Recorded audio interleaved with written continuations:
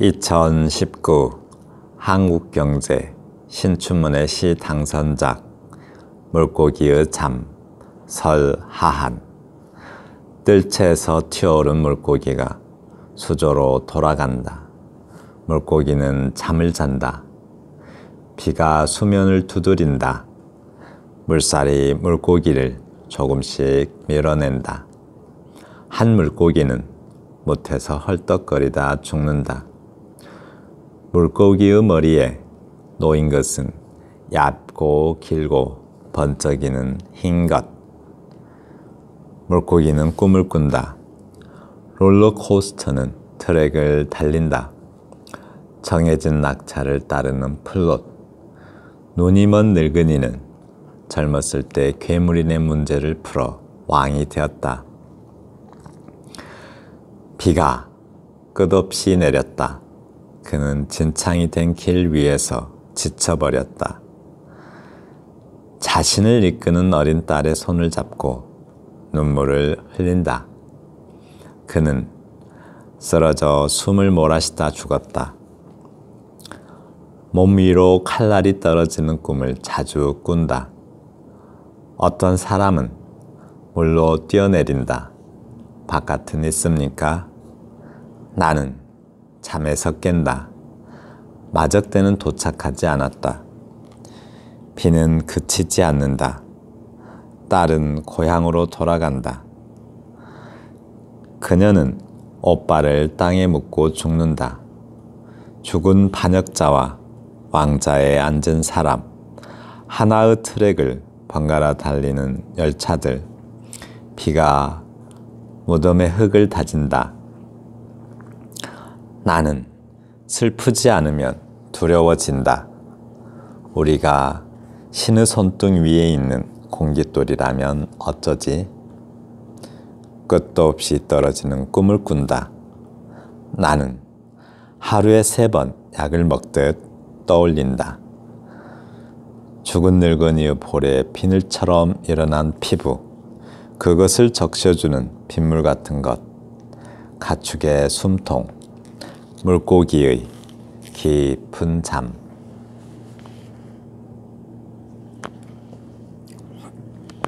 물고기의 잠.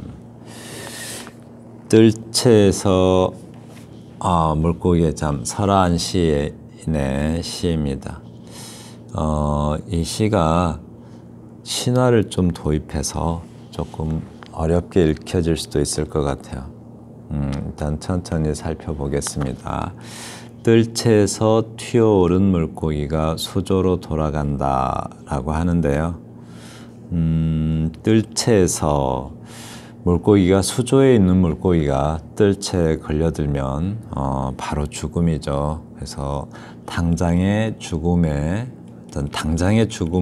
모면한 물고기가 수조로 돌아간다고 하는데요. 또 수조로 돌아가도 수조 또한 어떤 비극이 예정되어 있는 그런 좁은 공간이죠.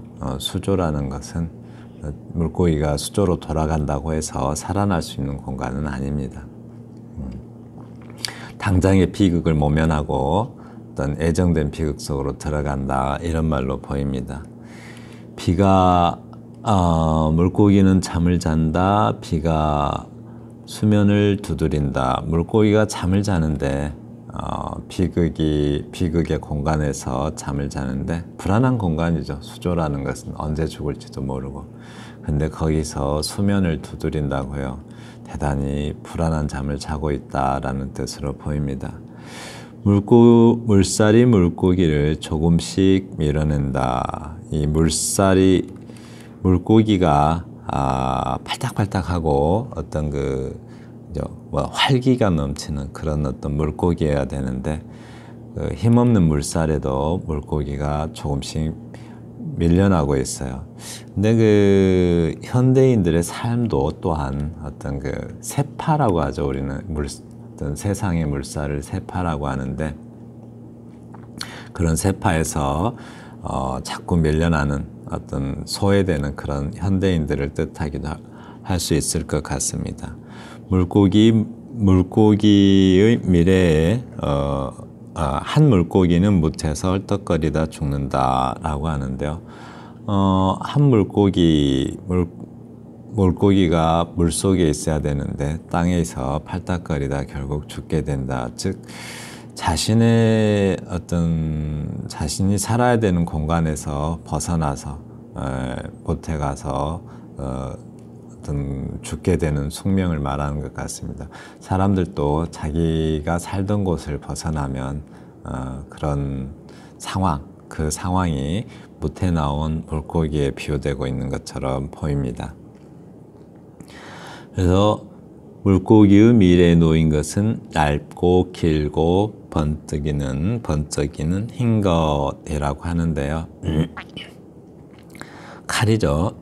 회칼 같은 것을 말하는 것 같은데 어떤 수조에 갇혀 있는 물고기의 미래에 어떤 그 죽음의 공포가 서려 있는 것 같은 그런 느낌이 드는 행위입니다.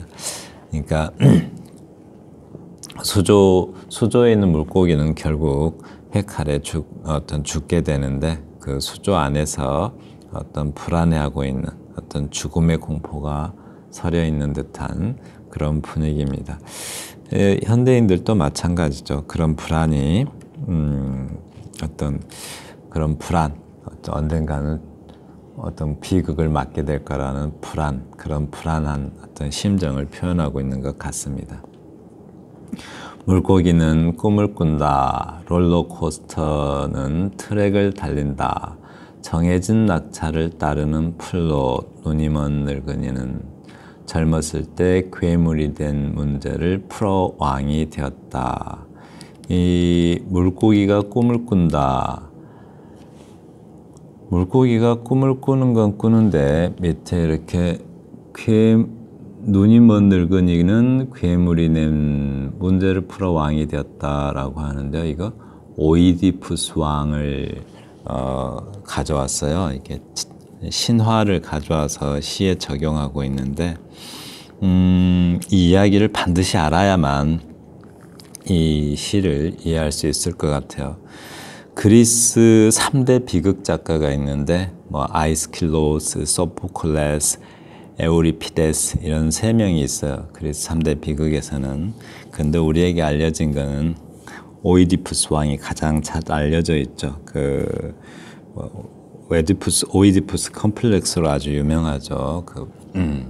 근데 그 오이디푸스 왕하고 또 아이스킬로스는 오레스테이아라는 비극도 있고 에우리피데스는 키클로프스로 유명한데 그래도 단연 소포클레스의 오이디푸스 왕하고 안티고네 비극이 가장 유명합니다.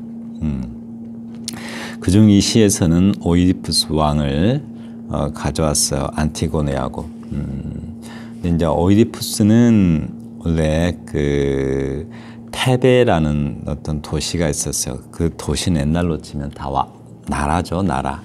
도시 국가니까 테베 왕이 라이오스라는 테베 왕이 있었어요. 그 테베 왕이 아들을 낳고 옛날에는 애를 낳으면 신탁을 받아왔습니다. 그것을 오라클이라고 하는데 그 신탁을 받아오라고 보냈는데 그 신탁이 이 아이는 장차 커서 아비를 죽이고 어미와 결혼할 것이다 라는 신탁을 받게 돼요.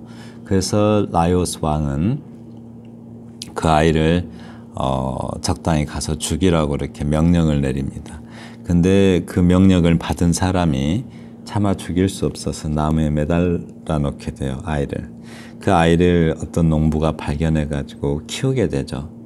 그래서 이제 청년이 된 어떤 오이디푸스는 길을 가다가 마차를 만나게 되는데 그 마차에 라이오스 왕이 타고 있었어요. 근데 오이디푸스는 그게 친아버지인 줄 모르고 그 라이오스를 죽이게 돼요. 결국 아버지를 죽였죠. 신탁대로 죽였는데 그리고 이제 테베라는 도시에 이르게 돼요. 근데 이르는데 그 입구에 스핑크스라는 괴물이 앉아있게 돼요. 그 스핑크스라는 괴물이 앉아있게 되는데 몸은 사자 몸이고 날개가 달려있고 여자의 얼굴을 하고 있는 그런 괴물인데 수수께끼를 내서 못 맞추면 그냥 잡아먹어버려요.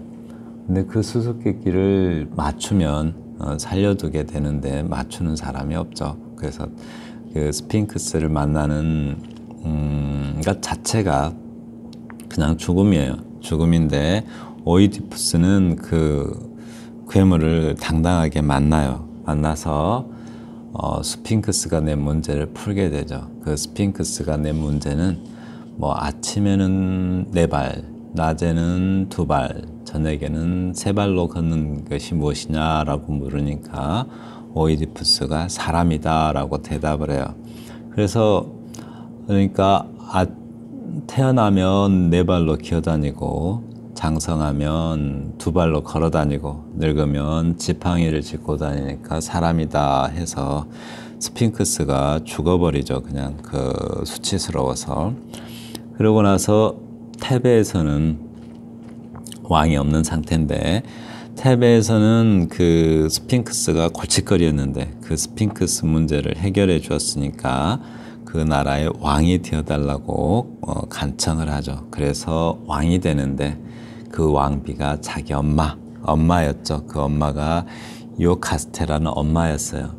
근데 그 엄마와 결혼해서 난 딸이 안티고네입니다. 안티고네. 그 딸을 낳게 되는데 그 안티고네도 조금 이따 또 설명하겠지만 그 안티고네 비극도 또 생겨납니다. 역시 소포클레스가 지은 비극입니다. 그런 이야기를 여기서 쓰고 있어요. 그래서 물고기는 꿈을 꾼다, 악몽을 꾸는 건데요. 롤러코스터는 트랙을 달린다, 악몽 같은 삶이 롤러코스터는 트랙을 벗어날 수가 없죠. 롤러코스터가 절정에 이르렀다, 바닥을 내렸다 이러는 오르락내리락 하는 절정과 바닥을 왔다 갔다 하는 그것도 트랙, 즉 벗어날 수 없는 숙명을 달린다라고 말하고 있습니다. 정해진 낙차를 따르는 플롯, 이것이 바로 신들이 내리는 그 오라클, 그러니까 신탁이라고 해요. 신탁. 그 신탁인데 눈이 먼 늙은이, 이게 바로 오이디푸스죠. 자기 아버지를 자기가 죽였다는 사실을 알고서 눈을 찔러버려요. 그래서 눈을 찔러가지고 그 봉사가 된 다음에 딸 안티고네의 손에 잡혀서 이렇게 안내를 받고 그래요. 네, 그 늙은이 바로 오이디푸스 왕을 말하는 겁니다. 젊었을 때 괴물이 눈 문제를 풀어 왕이 되었다. 아주 절정에 이르렀죠. 비가 끝없이 내렸다. 그렇죠. 그리고 계속 안 좋은 일이 생겼어요. 그는 진창이 된 길 위에서 롤러코스터처럼 인생이 오르락내리락 하는 모습을 말하고 있습니다. 지쳐버렸다. 자신을 이끄는 어린 딸의 손을 잡고 눈물을 흘린다. 그는 쓰러져 숨을 몰아쉬다 죽었다. 네, 길거리에서 그렇게 죽었다고 합니다. 오이디푸스의 삶이 또는 안티고네도 마찬가지지만 그 삶 자체가 롤러코스터다. 현대인의 삶이 롤러코스터인 거죠. 오르락내리락 하는 그런 롤러코스터다라고 말하고 있습니다. 몸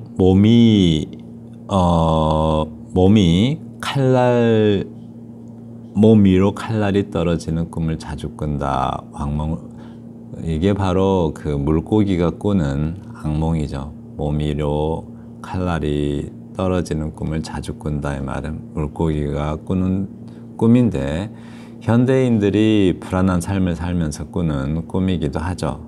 네, 어떤 사람들은 물로 뛰어내린다, 자살을 하죠. 불안에 못 이겨서 자살을 하고.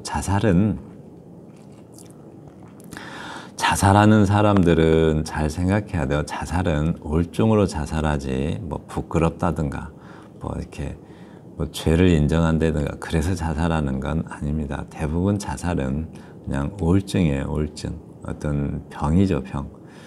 그렇게 해서 자살하게 됩니다. 어떤 사람들은 물로 뛰어든다. 자살하는 거죠. 바깥은 있습니까? 라고 질문하는데 이 부분이 좀 뼈아프게 느껴지죠. 죽는다고 현재의 불안에서 벗어날 수 있겠느냐? 그렇지 않다라고 말하는 것 같습니다. 죽는다고 해결되는 것은 아니다라고 그렇게 말합니다. 나는 잠에서 깬다. 마적대는 도착하지 않았다. 악몽에서 깨어나 보니까 아직 죽을 때는 안 됐다라는 것을 알면서 잠깐의 안도감을 느끼는 듯합니다. 비는 그치지 않는다. 딸은 고향으로 돌아간다. 아버지가 죽고 고향으로 돌아가요. 누가?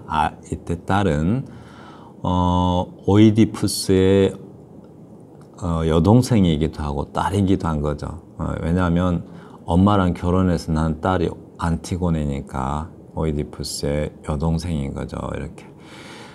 비는 그치지 않는다. 딸은 고향으로 돌아간다. 그녀의 오빠를 땅에 묻고 죽는다라고 해요.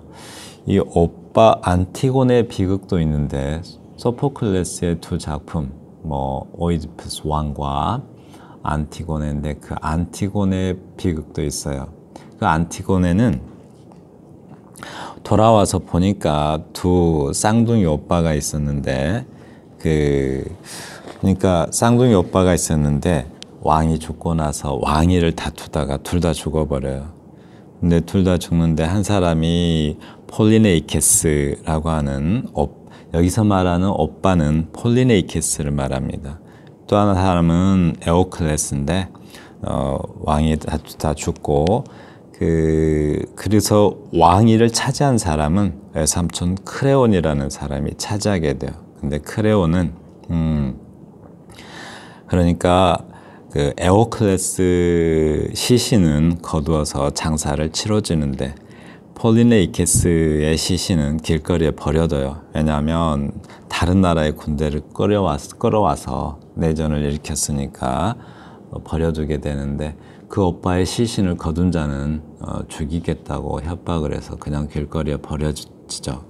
그 오빠의 시신을 거둔 여기서 말하는 게 바로 그 오빠의 시신을 거둔다는 거예요. 장사를 치러주는 거죠.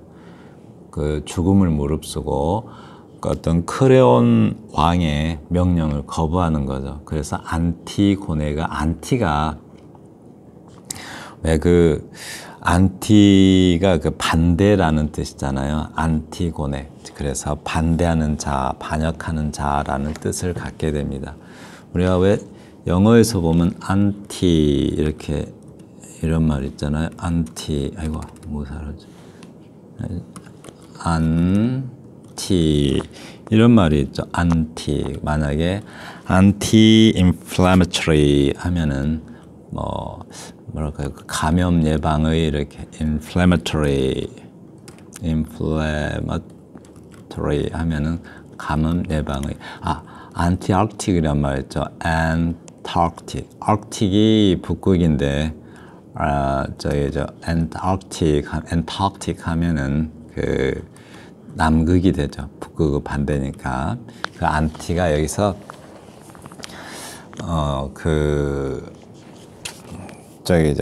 이 영어가 바로 안티고네에서 나온 말입니다.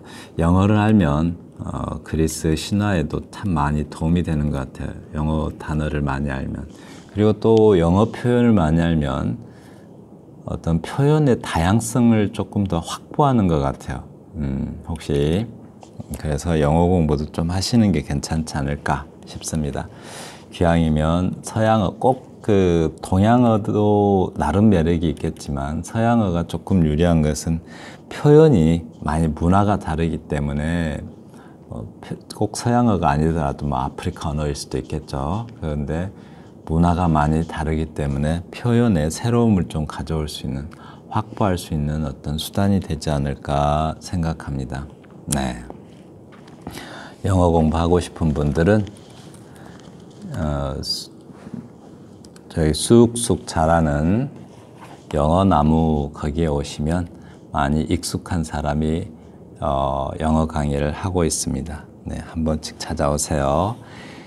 비는 그치지 않는다. 그러니까 악몽을 꿀 수 있는 비는 한 숙명일 수도 있죠. 숙명이 계속 내려온다. 이런 느낌으로 들 수도 있고, 또 눈물, 비극이란 뜻도 되죠. 비극은 그치지 않는다. 딸은 고향으로 돌아간다. 그녀는 오빠를 땅에 묻고 죽는다.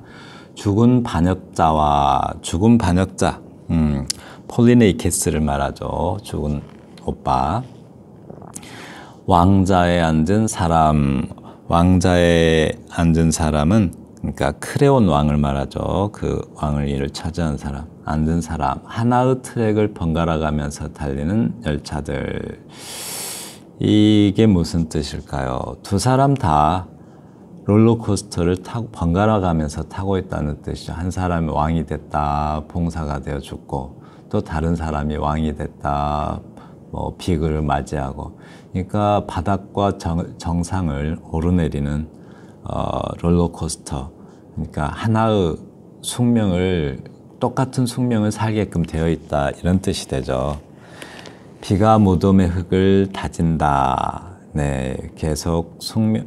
이때 이 비는 눈물이 아닐까 싶기도 해요. 근데 비가 무덤의 흙을 다진다.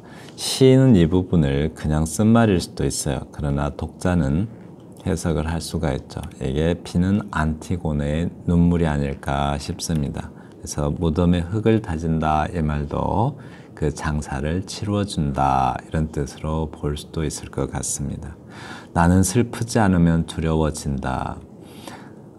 가끔씩 그 사람들이 안락과 편안을 불편해하는 사람들도 있어요. 그래서 항상 문제를 일으키고 막 그 우울증에 빠지고 이러는 게 그 편안함이 너무 불편해서 그렇다라고 해요. 그래서 우울증도 습관이다라는 표현을 하는 것을 들어볼 수가 있어요. 물론 진짜인지 아닌지 제가 확인할 길은 없고요. 그런 말을 들은 적이 있습니다. 그래서 그 편안하고 행복과 편안이 불편한 사람들은 항상 불행을 일으키죠. 네. 그래서 우리가 신의 손등 위에 공깃돌이라면 어쩌지? 끝도 없이 떨어지는 꿈을 꾼다. 네, 늘 악몽을 꾸는 거죠. 신의 손등위에 있는 공깃돌이라고 했는데요. 우리의 삶이 그러니까 신의 장난감인 거죠. 인간의 삶이 신의 장난감. 그러니까 오라클이라고 해서 그러니까 신탁이 내려지면 그 신탁의 숙명대로 살 수밖에 없는 그런 공깃돌에 불과하다면 어떡하지? 라고 해요. 끝도 없이 떨어지는 꿈을 꾼다. 계속 악몽을 꾼다 라고 표현하는 것 같습니다. 나는 하루에 3번 약을 먹듯 떠올린다. 그런 악몽들을